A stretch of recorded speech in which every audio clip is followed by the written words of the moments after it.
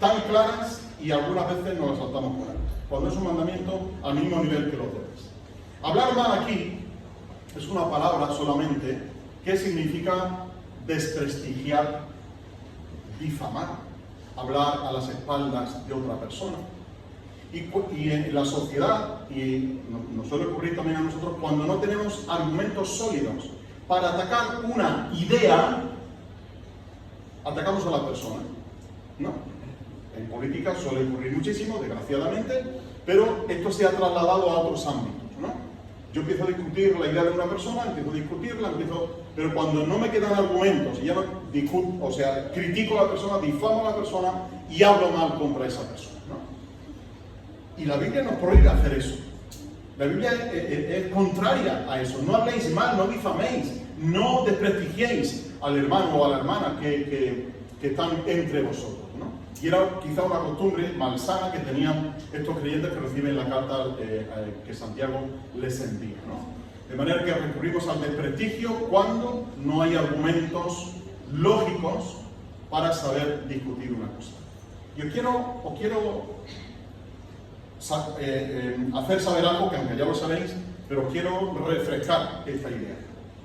Yo puedo estar o tener diferencias con una persona. De hecho las tengo con muchas personas. Pero una cosa son las ideas de esa persona y otra cosa es la persona, ¿no? Podemos estar en desacuerdo en 10.000 y un puntos, pero eso no me quita que yo respete a esa persona, que ame a esa persona y que esté bien con esa persona, ¿no? Y que la trate pues, de manera normal, aunque no esté de acuerdo con sus ideas, ¿no? Igual que habrá gente que no esté de acuerdo con las mías y estemos en esos desacuerdos, ¿no? Pero los desacuerdos, hermanos, nunca nos pueden llevar a hablar mal del hermano o de la hermana. Los desacuerdos son desacuerdos de ideas. Ahora, si soy un blasfemo, si soy un adúltero, si soy un fornicario, si soy un ladrón, si soy un borracho, ahora sí, ¿vale? Ahora sí hay que hablar de la persona. Pero cuando hablamos del mundo del pensamiento, del mundo de las ideas, una cosa es lo que una persona piensa y otra es lo que una persona es. Así que tengamos esto en cuenta también, porque nos podemos volver jueces. Jueces, tal como dice aquí Santiago, de que hablamos mal del hermano, juzgamos al hermano, y dice Santiago, es que el que hace eso, el que habla mal contra el hermano, y el que habla mal, y el que juzga al hermano, lo que está haciendo es hablar mal contra la ley de Dios y juzgar a la ley de Dios. Es decir, se está poniendo en una posición superior al hermano y se está poniendo en una posición superior a la ley. Dice, tú no eres el dador de la ley. Tú no eres quien juzga. Tú no eres quien ha dicho cómo deben de ser las cosas. Es Dios. Y en el momento que yo me pongo en el lugar de juez, me estoy haciendo como si fuera el dador de esa ley. Y cuando hablo mal del hermano y discuto con el hermano y ataco al hermano, lo difamo, lo desprestigio, lo que estoy haciendo es colocarme en una posición superior a la ley de Dios. Y esto es un pecado gravísimo, ¿no? Tal y como estamos viendo. Y muchas veces cuando leemos la Escritura tenemos pensamientos contradictorios en cuanto a lo que es juzgar, ¿no? Siempre decimos, no, tú a mí no me puedes juzgar. Amén, amén, nadie nos puede juzgar, ¿no? Mateo 7.1, no juzguéis para que no seáis juzgados. Juan 7.24, no juzguéis por apariencia, sino juzgad con justo juicio.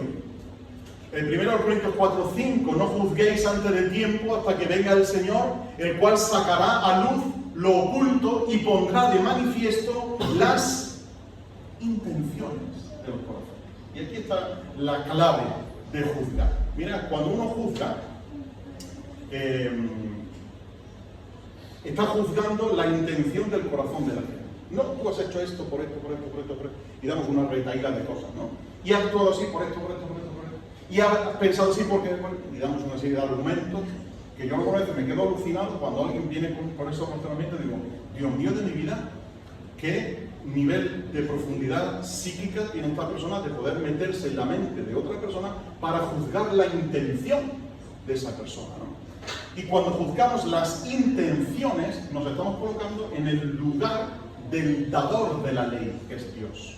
Por eso dice Pablo en Corintios, que no juzguemos antes de tiempo, porque el Señor sacará a la luz las intenciones. Nosotros vemos las acciones, pero las intenciones las conoce solamente el Señor. Y por lo tanto, si yo me elijo como juez, pues estoy colocándome en el lugar del Señor. Le estoy diciendo al Señor, quítate tú, que me voy a poner yo para juzgar a mi hermano. Porque la palabra juzgar aquí, y la mayoría de las veces que aparece en el Nuevo Testamento, significa condenar sin conocimiento de causa. Condenar sin conocimiento de causa. Cuando no tenemos todos los elementos de juicio, emitimos nosotros un juicio, a pesar de no tener todas las pruebas. A pesar de tener esa falta de pruebas, nos arrogamos el honor de ser los jueces y de emitir un veredicto, a pesar de no tener delante de nosotros todas las pruebas, tal como debe de tenerlas un juez para emitir un veredicto, ¿no? Tiene todas las pruebas, las contrasta con la misma ley para ver qué dice la ley al respecto y entonces emite un veredicto. Nosotros, a pesar de no tener todas las pruebas, porque la mayor prueba está oculta para nosotros, está en el corazón de la gente, está en la intención de la gente, cosa que ni tú ni yo podemos dilucidar. Esa mayor prueba, esa prueba definitiva que le pertenece al Señor, nosotros la quitamos de medio, no la consideramos como necesaria y entonces emitimos un juicio. Y al emitir el juicio nos falta una prueba, la prueba definitiva, la prueba que al final nos permite dar el veredicto final. Y como no tenemos esa prueba, solemos llegar a conclusiones erróneas.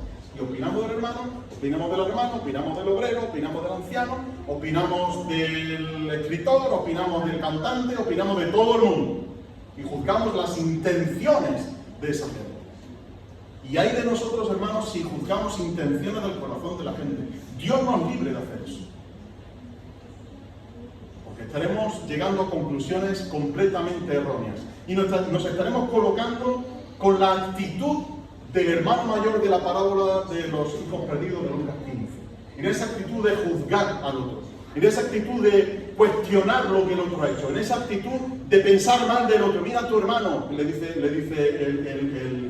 el padre, el hijo mayor al padre. Mira a tu hijo que ha gastado tus bienes con rameras y tal y cual y tal. Yo no sé si le enviaron un WhatsApp, le enviaron alguna cosa para que él se enterara que había estado con rameras. Pero bueno, él añadió todo aquello para darle un poco más de credibilidad, ¿no? Nos colocamos en esa actitud de juzgar, ¿no? Por lo tanto, lo que aquí Santiago nos quiere dejar muy claro es dos cosas. Primero, no hablar mal del hermano y de la hermana. Esto es tan sencillo como eso, no hablar mal del hermano y de la hermana. Y que evitemos juzgar porque no tenemos todas las pruebas. Ahora, una vez que tenemos todas las pruebas, que sabemos las intenciones que se han declarado o que la propia persona ha declarado las intenciones, entonces podremos juzgar. Pero entre tanto, guardémonos de juzgar a nadie porque no tenemos todas las pruebas y más aún la prueba concluyente que es la del corazón. Así que este es el primer aviso que le dio Santiago a los receptores de la carta y que también nos lo da a nosotros 20 siglos después. Versículos 13 al 17. Nos habla del fanfarroneo, de la arrogancia, ¿no?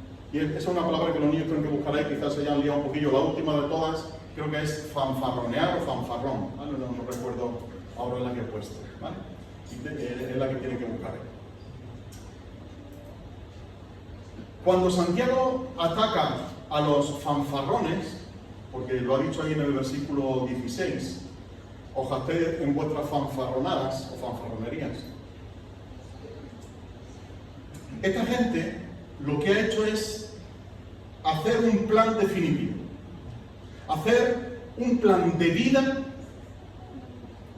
y planear su vida al margen de Dios. Decir qué va a ser de su vida mañana, qué hará, dice, iremos a tal ciudad, vamos a estar ahí un año. Esto es como el cuento de la lechera, ¿no? Si los niños no conocen el cuento de la lechera, lo buscáis luego por YouTube o por internet, que está el cuento de los mayores y conocemos el cuento de la lechera, ¿no?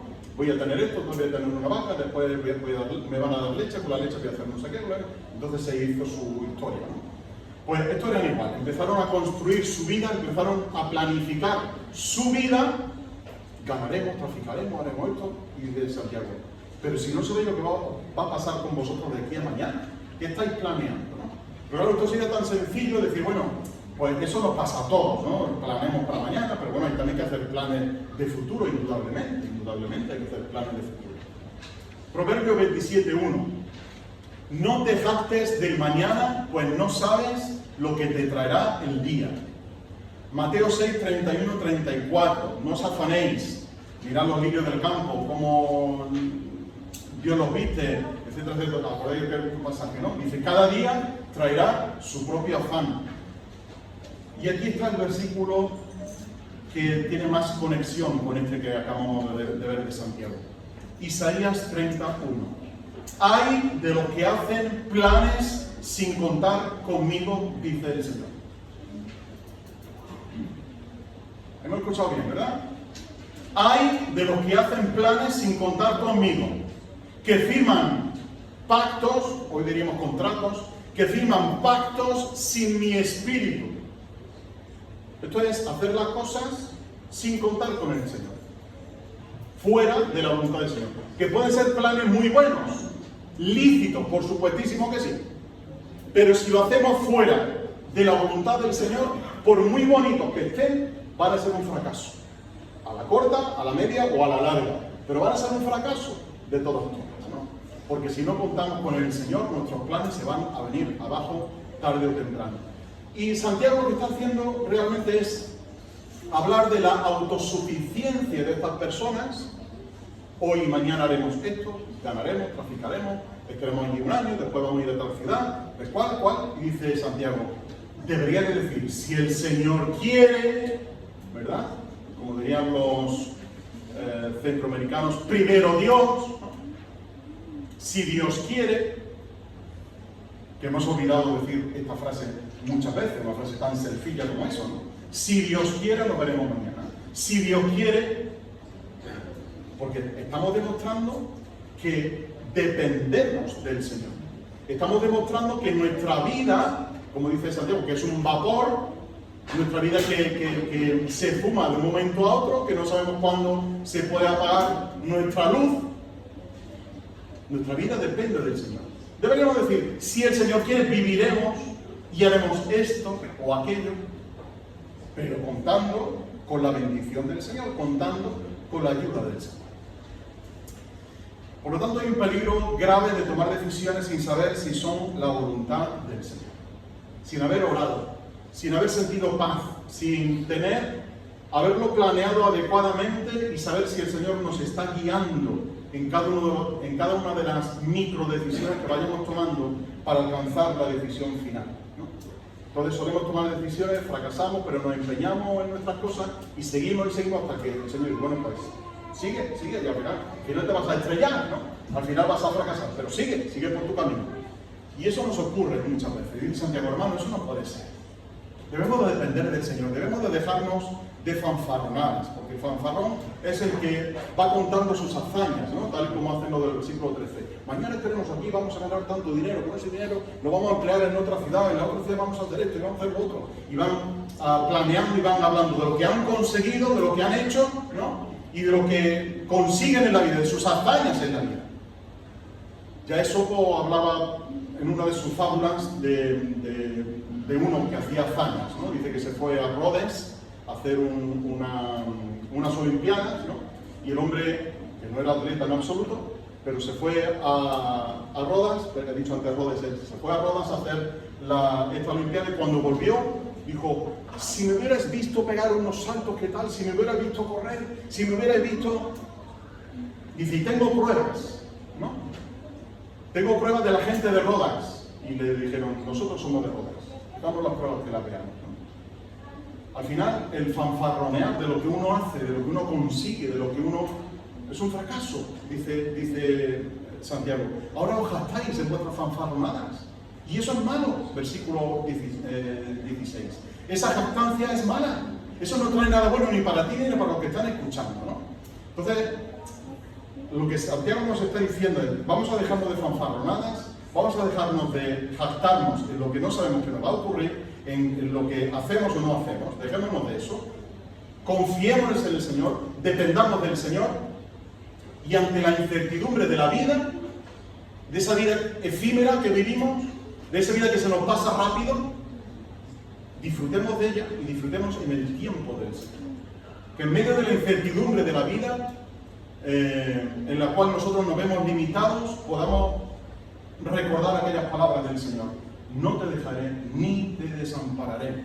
Recordemos las palabras también de Hebreos, cuando dice que Jesucristo es el mismo hoy, ayer, hoy, por los siglos, de que Él no va a cambiar, de que Él va a estar a nuestro lado, de que la incertidumbre que nos puede traer la vida depende, indudablemente, de la bondad y de la fidelidad del Señor. El tercer punto que nos habla aquí Santiago, en los versículos 1 al 6 del capítulo 5, nos está hablando ahora de riquezas. Y claro, siempre surge la pregunta, ¿las riquezas son malas? Es decir, si uno ahorra dinero en su casa porque tiene un buen sueldo y puede ahorrar dinero tal y como están los tiempos y no echa mucha gasolina, ni enciende mucho la luz, ni nada de eso, ¿vale? Si uno puede ahorrar dinero, y si lo ahorra, si eso es malo, el tener pues, varios miles de euros en la cuenta o en tu casa, ¿no? Donde cada uno lo quiera tener, ¿no? O tener varias propiedades. ¿Es eso acaso malo? Santiago no está diciendo que eso sea malo. Santiago está hablando de que lo que decía también Pablo, que raíz de todos los males es el amor al dinero. De que el rico puede tener riquezas, pero que no se enorgullezca de sus riquezas, que no descanse en sus riquezas, ¿no? Eclesiastés 5:12, al rico, dice Eclesiastés, al rico sus riquezas no lo dejan dormir. Siempre está pendiente de ver en qué puede invertir y en procurar en tener una alarma de último modelo por si entran los ladrones a casa y se llevan su dinero, ¿no? O saber dónde va a invertir, porque si lo inviertes en un banco, en un fondo de pensiones, de lo que sea, si te va a rendir lo suficiente como para cuando te jubiles tengas lo suficiente, ¿no? O vas a invertir en bolsa. Entonces siempre estás maquinando a ver, y siempre esa inquietud de ver si va a producir tu dinero o no va a producir tu dinero, ¿no? Y esa inquietud es la que no deja dormir nunca al rico. Lucas 18:25 dice el Señor, es más fácil que un camello pase por el ojo de una aguja que un rico entre en el reino de los cielos. ¿Por qué? Pues porque lo que le pasó con el rico, que se fue porque tenía muchas riquezas y no quería desprenderse de sus riquezas y no quería compartir de sus riquezas y no quería desprenderse de ese Dios que la Biblia llama Mamón, ese Dios que lo tenía atado, que lo tenía sujeto, que lo tenía esclavo, ¿no? Era un esclavo del dinero. Dice también Pablo, escribiendo a Timoteo, manda a los ricos de este mundo que sean generosos, que sepan dar, que sepan administrar adecuadamente sus bienes. Primero en Timoteo capítulo 6, ¿no? Pero hay una cosa más que Santiago nos habla aquí, y es la explotación y la opresión del rico contra el pobre. Y el Señor se preocupa grandemente de los oprimidos. Y esto es un tema que aparece a lo largo de todo el Antiguo Testamento, pero acompañadme a la lectura del Salmo 10, porque es un salmo tremendo.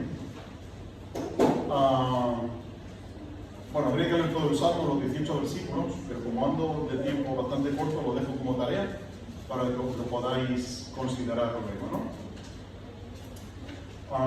Pero en el versículo 12 dice, levántate, oh Jehová Dios, alza tu mano, no te olvides de los pobres. ¿Por qué desprecia el malo a Dios? En su corazón ha dicho, tú lo inquirirás, tú lo has visto, porque mira los trabajos y la vejación para dar la recompensa con tu mano. A ti se acoge el desvalido, el oprimido. Tú eres el amparo del huérfano. Quebranta tú el brazo del inicuo y persigue la maldad del malo hasta que desaparezca. Jehová es rey eternamente para siempre. De su tierra han sido barridos los gentiles. El deseo de los humildes escuchas, oh Jehová.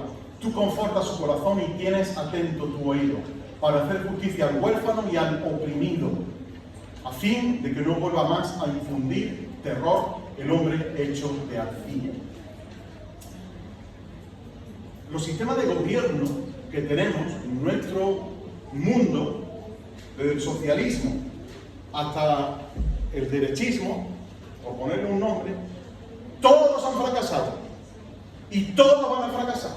No pensemos que los morados son mejores que los verdes son mejores que los naranjas mejores que los azules y los azules mejores que los rojos.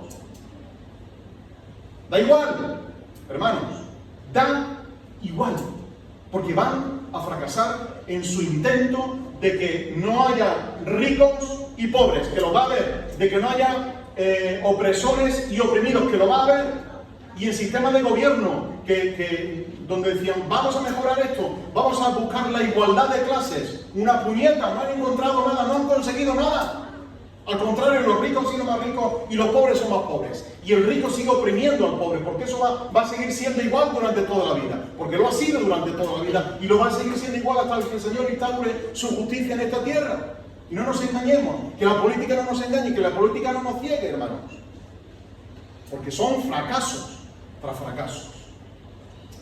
Y el Señor en el libro del Levítico y en el libro del Deuteronomio y en Santiago 2.6, lo ha mencionado ya Santiago más de una vez este tema, vosotros habéis afrentado al pobre, no os oprimen los ricos y no son ellos mismos los que os arrastran a los tribunales.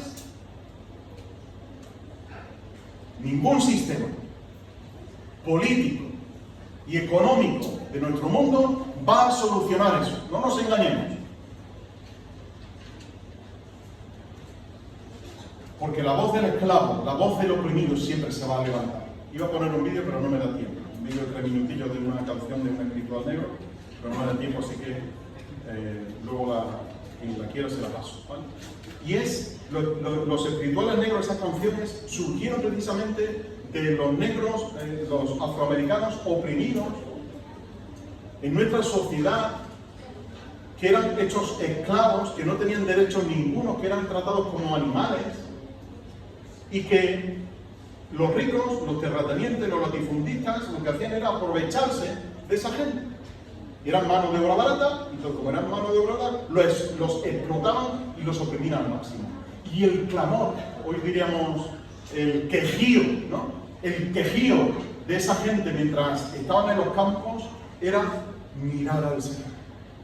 Era clamar al Señor y decir, Señor, ven ya. ¿Os acordáis la canción de, lo cantábamos los jóvenes en algunos campamentos? Kumbaya, ¿no? El Kumbaya, Señor, Kumbaya. Bueno, Kumbaya significa come by here, en inglés come by here, al final acabó en Kumbaya, que era Kambaya, ¿vale? Y ese Kambaya significa Señor, ven ya, ¿vale? Señor, ven pronto. Porque la opresión que estaban padeciendo les empujaba a mirar hacia arriba y decir, Señor, quítame esta opresión de una vez. Y la única manera, pensaban ellos, y creo que razonadamente, la única manera de que esto se quite es que tú vengas ya.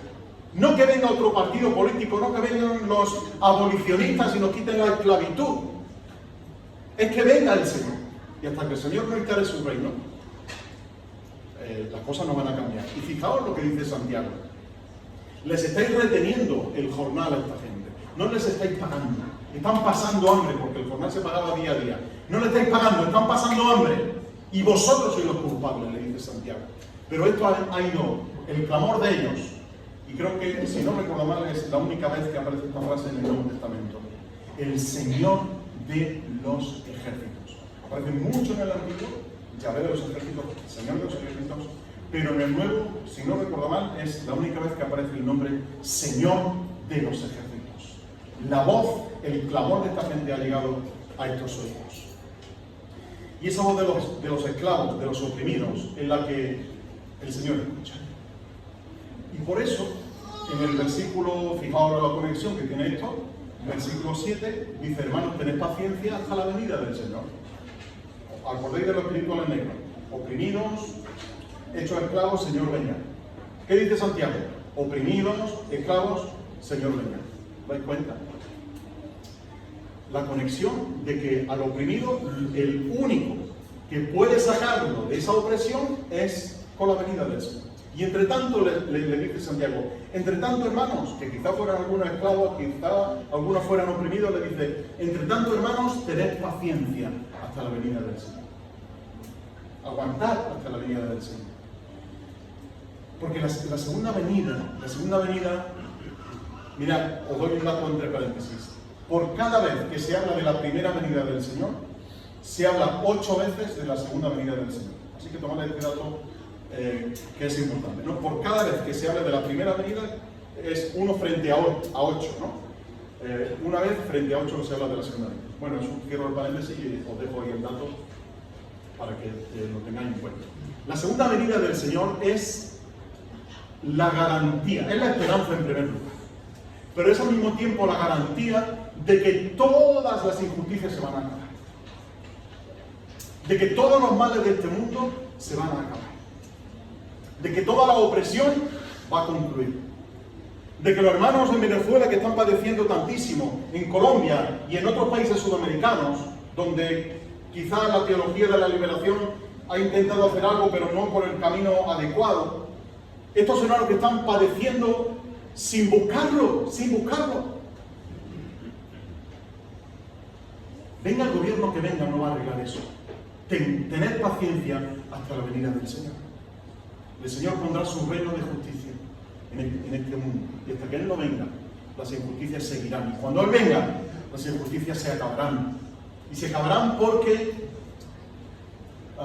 el Señor va a poner su reino. De nuevo lo repite Santiago en el versículo 8.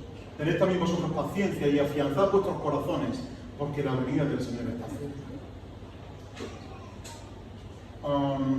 Y en medio nos habla del ejemplo de un labrador, de una persona, no del perro, de una persona, de un labrador que espera el precioso fruto de la tierra. Fijaos el contraste tan sutil que hace Santiago. El rico que hace, gana su dinero sin costarle sudor de su frente, porque lo hace a costa de la opresión de otros. Lo hace a costa de irse a esta ciudad, ganaremos, traficaremos, iremos después, estaremos allá, volveremos, seguiremos ganando, atesoraremos riquezas, etc. Pero el labrador tiene paciencia, espera el fruto de la tierra, siembra, espera la lluvia, la temprana y la tardía, la lluvia de otoño y la lluvia de primavera, la lluvia de octubre y noviembre y la lluvia de abril y mayo, y cuando, por eso viene el refrán de me has venido como agua de mayo, ¿no?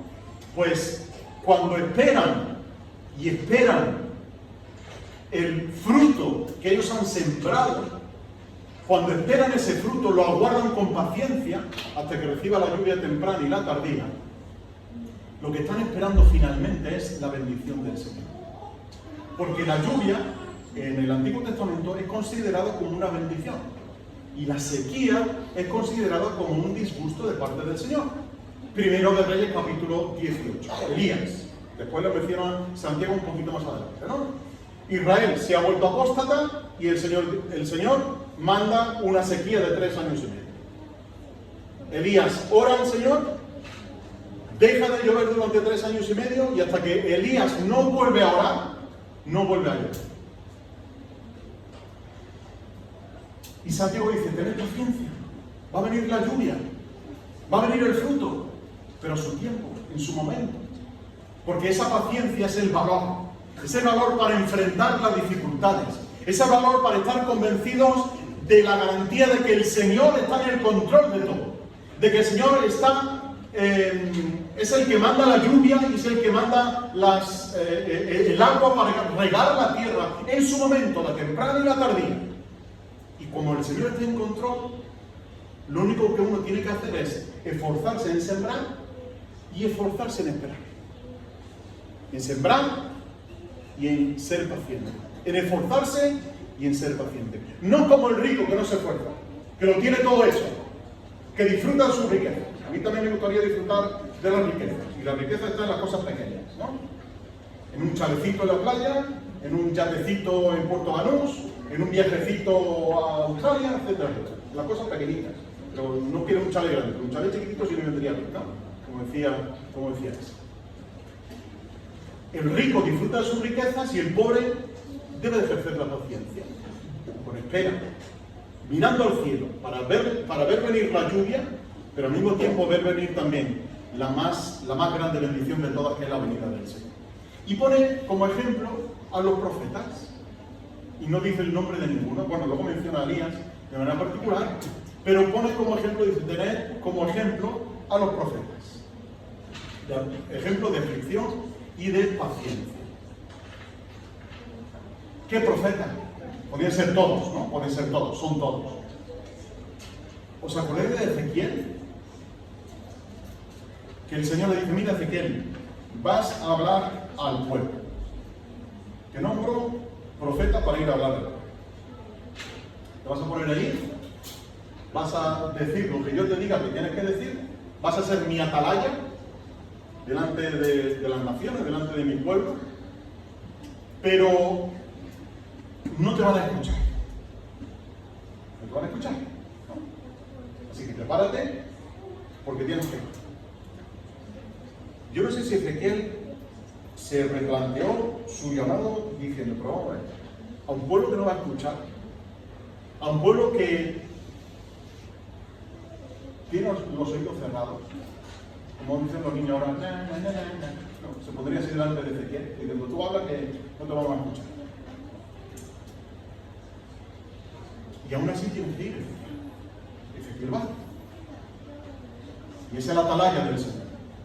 Y habla contra el pueblo. Y el pueblo no lo escucha. Pero el Señor dice, mira, te escuchen o no te escuchen, tienes que hablar. Porque si no hablas, yo voy a demandar su sangre de ti. Pero si hablas y no te escuchan, voy a demandar su sangre de ellos. De manera que la responsabilidad no caerá sobre ti, sino que caerá sobre ellos. Pero tú tienes la responsabilidad de hablar, de llevar el mensaje. Bien, va Ezequiel, lleva su mensaje. La gente no le escucha. Pero hay algunos que sí. Hay algunos que deciden escuchar a Ezequiel. Pero ¿sabéis por qué le escuchaban a Ezequiel? Por una razón muy sencilla. Porque era como Julio Iglesias. Cantaba muy bien, decía cosas muy bonitas, y el Señor dice, eres para ellos como un coplero de amores. Por eso he dicho lo de Julio Iglesias, ¿no? Eres para ellos como un coplero de canciones bonitas, que trae coplas bonitas, que canta canciones muy melosas, muy llamativas, muy bailongas, pero que no sirven de nada, Ezequiel, que lo sepas. Para ellos vas a ser, eso creo también en el capítulo 31, capítulo 33 de Ezequiel. Para ellos vas a ser un coplero de amores. Tenéis el ejemplo de Jeremías, también. Y tenemos el ejemplo de Job, que aunque no es profeta, pero lo menciona como ejemplo de la paciencia, ¿no? El ejemplo, el paradigma de la paciencia, sabemos que es Job, ¿no? Y aquí no hay más que añadir. Y finalmente, dice, vosotros, ante la opresión y ante las injusticias del mundo, paciencia, aguardad la venida del Señor, tranquilos, el Señor está en control de todo. Pero, junto con la paciencia, la oración. Porque son las dos armas que tenemos a nuestra disposición. El rico tiene sus riquezas, pero el justo tiene la riqueza de la paciencia y la riqueza de la oración. Y acaba Santiago su carta hablando de la oración. Hablando, otro paréntesis, otro dato gratis que os voy a dar en esta mañana. A Santiago la tradición lo conoce como rodillas de camello. A Santiago la tradición lo conoce como el apelativo que le tenía, ¿no? Eres el rodillas de camello. ¿Os imagináis por qué? Porque las tenía negras, sucias y eso, ¿no? Porque las tenía encallecidas de otra. Santiago, siempre Santiago. Las tenía encallecidas de orar, de estar de rodillas orando. Por eso lo llamaban rodillas de camello. 3 minutos y acabo. La oración es el recurso que el creyente tiene frente a la adversidad. Pero no porque la oración sea un talismán que nos va a proveer de todo lo que nosotros pidamos y que gracias a nuestra oración el hermano sea sanado y que gracias a lo que nosotros hemos orado han ocurrido las cosas. No es ese el sentido de la oración, hermanos. No es lo que Santiago está diciendo aquí. Versículo, ya veo menos que, versículo 15. El Señor lo levantará. Cuando vemos el ejemplo de Elías, fue precisamente porque Elías era un hombre justo, oró por la sequía y oró después por la lluvia, pero entendió perfectamente cuál era el propósito de Dios en ese momento. Por eso pone el ejemplo de Elías, ¿no? Y lo que viene a decir, es que no encuentro el mismo versículo, que se me ha ido, Aquí, versículo 16.